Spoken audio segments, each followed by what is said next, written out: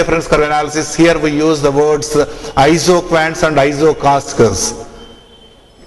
In theory of consumer behavior, we use indifference curve and budget line, and in theory of production with two variable inputs we use isoquant and isocost curves. And bringing these two together, we can derive the least cost combination of producing a given level of output, or the producer's equilibrium. How an individual producer attains equilibrium, that is the more important point. And the third relation is what happens to output when the firm increases all inputs in a given proportion. Imagine all inputs are increased by 10%. If output is also increases by 10%, that is called constant returns to scale. If increase in output is more than proportional, that is more than 10%, that is called increasing returns to scale. And increase in output is less than proportional, say only 5%, that is called diminishing returns to scale or decreasing returns to scale. So there are three types of returns to scale. One is called increasing returns, constant returns, and diminishing returns. Next important aspect for development of supply side is theory of cost. That is, what is the relation between output and cost? How cost varies when there is a change in output? So we need to study two types of cost functions here. One is called short-run cost function and second one is called long-run cost function. In the short run, we have fixed costs and variable costs. They remain constant irrespective of the level of output. They are called fixed costs. And variable costs, on the other hand, they vary according to the level of output. So in the short run, there are two types of costs, fixed costs and variable costs. And accordingly, we have average fixed cost, average variable cost, and average cost. And also another important concept is the marginal cost. Here we are using the word marginal to mean extra or addition to the total. You may define marginal cost as addition to total attributable to the addition of one more unit to the production. That means if you add one more unit to the production, what is the extra cost involved? Extra cost required, that is called marginal cost. In economics, we have several concepts like marginal cost, marginal revenue, marginal utility. So the meaning is same. Marginal always means extra added to the total. If you add one more unit to the total, what is the extra added to the cost or revenue or production or utility? That is called marginal cost. This is very useful and very important to a managerial economist. And the second one is long run cost functions. Here we need to develop long run average cost and long run marginal cost. So theory of production and theory of cost, they provide the background for supply side, and bringing these two together, we can have price determination under different types of markets. So for the last important topic in microeconomics or managerial economics is market structures, or price output relations, or price output decisions. So we need to study how equilibrium price is determined, equilibrium quantity is determined. There are two important variables here under different types of markets. Let us see how markets are classified. The simple classification of markets is very simple. It is based on two ideas. One is number of firms in an industry and the nature of the product. On the basis of these two parameters, you can classify markets into perfect competition on the one hand and monopoly on the other hand. And in between these two theoretical models, the real world situations of monopolistic competition and oligopoly. So altogether we can have four types of market structures. One is perfect competition, an extreme case, monopoly, another extreme model, and the real world situations of monopolistic competition or oligopoly or oligopolistic competition. So perfect competition, we say that there are two variables. One is number of firms and nature of the product. A large number of firms producing homogeneous product is the central feature for perfect competition. When there are large number of firms and if the product is homogeneous, you call it as perfect competition. And in case of monopoly, the word itself says that there is only one firm. Monopoly is one firm industry, and the product has no substitute at all. It has no close substitutes at all. It is a unique product. There is only one firm and the product is unique. That is called monopoly. And coming to monopolistic competition, what is monopolistic competition? Monopolistic competition means, here also just like in the case of perfect competition, large number of firms must be there. And the product, it should not be homogeneous. It is a differentiated product. Large number of firms and homogeneous product is the case of perfect competition. So in case of monopolistic competition, large number of firms producing differentiated product. That is the central feature. Product differentiation is the central feature of monopolistic competition. That means each firm, they try to create in the minds of the consumers that his product is superior or different from that of the rival. Take the case of different brands of television sets, or different brands of cigarettes, or different brands of soaps, or any commodity. We can see for each commodity there are different brands available.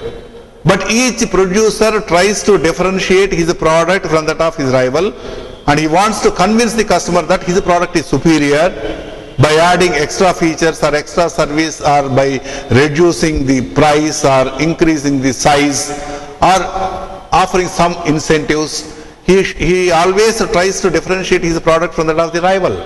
That is called product differentiation. So monopolistic competition, the central feature is product differentiation. And large number of firms and product differentiation.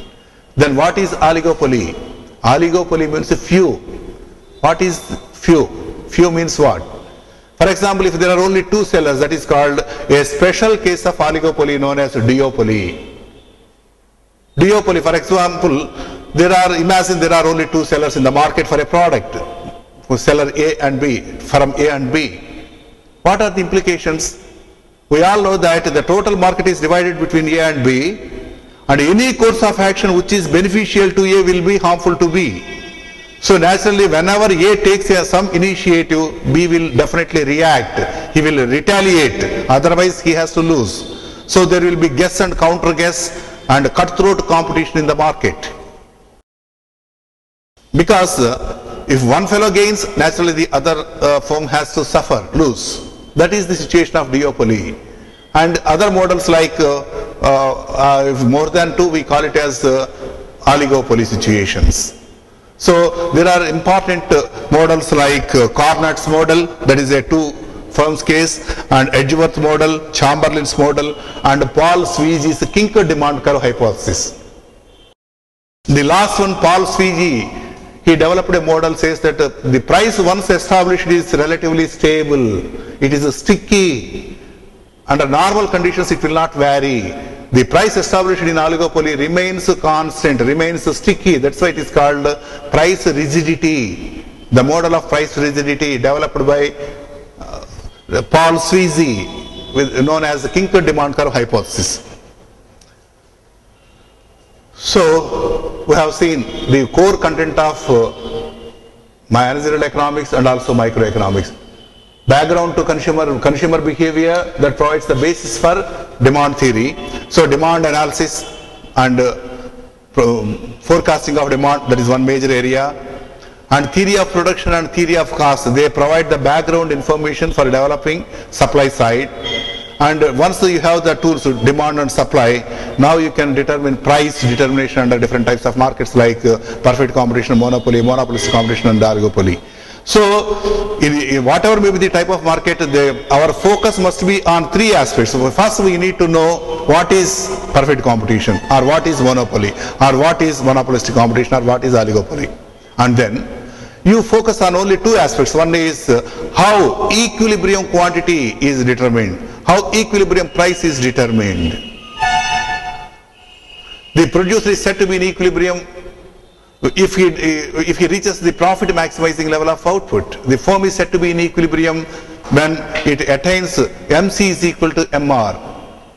So MCMR, marginal cost, equality of marginal cost with marginal revenue, that is the fundamental rule for any type of market.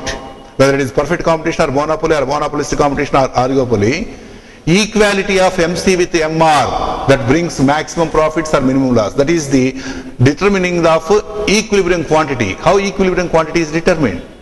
So, at that rate of output at which MC is equal to MR, the firm must aim at attaining that level of output corresponding to which marginal cost is equal to marginal revenue. That is, this is the same principle for perfect competition or monopoly or monopolistic competition or oligopoly. Second one is the price determination. Normally price is determined on the basis of intersection of demand and supply. In all types of markets that is the same case. So this is price output decisions under different types of markets, and there are two more areas. One is profit management and second one is investment analysis. So we know what is profit. Profit is nothing but the difference between total revenue and the total cost. And how profits arise? There are different theories, there are different economists explaining different reasons for the emergence of profits. So one group of economists say that there are factors of production like land, labor, capital and organization. The remuneration, the reward for these factors of production are land, it gets rent, labor, wages, and for the supply of capital, interest, and lastly the residual amount, that is the entrepreneur, he gets a profit. Profit is the reward, factor reward, remuneration payable to a factor of production. That is one version. There are other theories saying that profit is the reward for taking risk and bearing with uncertainties. The entrepreneur, instead of keeping his money in a bank and getting simple rate of interest, he is taking a risk of doing business. He is facing a lot of uncertainty of future. For facing these things, he must be suitably compensated by way of profit. If he gets the same rate of return which he can get from a bank, that's not enough, because he is taking a risk. He should be reasonably compensated. That is called reward for taking risk and bearing with uncertainty. Profit is the reward for taking risk and bearing with uncertainty. And another group of theorists says that profit is the result of frictions and imperfections in the market system. That means the conclusions of perfect competition are, in the long run, all the firms, they earn only normal rate of return. Whenever there is a abnormal profit or rate of return, entry of new firms will increase and they will increase the supply and price will come down and profit will come to the normal level. And if there are losses, naturally some of the firms will exit and supply will reduce and price will increase and the profit will come to normal level. Okay. So normal profit is the feature in case of perfect competition. But in real world we don't find normal perfect competition. There are frictions and imperfections in the market system. So naturally profit is the result of these imperfections. Lastly, Schumpeter, he says that profit is the reward for successful innovations. All the business people are going in a normal direction, but there are some enthusiastic entrepreneurs who try to innovate something new, a new way of doing something, or creation of a new product or new way of doing existing product, and finding new market and new methods of selling. They are always entrepreneurial, they are always innovative. So profit is the reward for successful innovation. This is about the profit theories, how profits arise and how to and management of profit. And lastly, the last important topic in managerial economics is investment management. So being the manager, his job is not only to raise the funds, the utilization of funds. So long-term funds are committed for acquisition of long-term assets using certain techniques known as capital budgeting or investment decision. So in case of investment decisions, the firm's funds are committed for a very long period and the decisions are irreversible. Once the funds are committed, you cannot dispose the plant, machinery, etc. For example, expansion, acquisition of a machine, expansion, diversification or replacement that require huge amount of money. So before investing the actual funds, the manager has to evaluate what are the different